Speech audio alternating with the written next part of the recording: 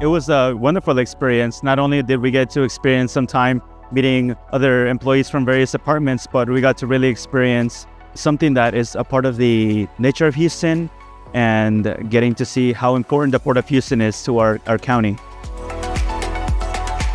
Thank the County of Engineers for providing us with this trip and getting us these time to interact with one another, get to meet new faces. You know, we're always in the office together. We always pass by each other. But this was a great opportunity to actually get to know one another on a non-professional level and outside of a work environment.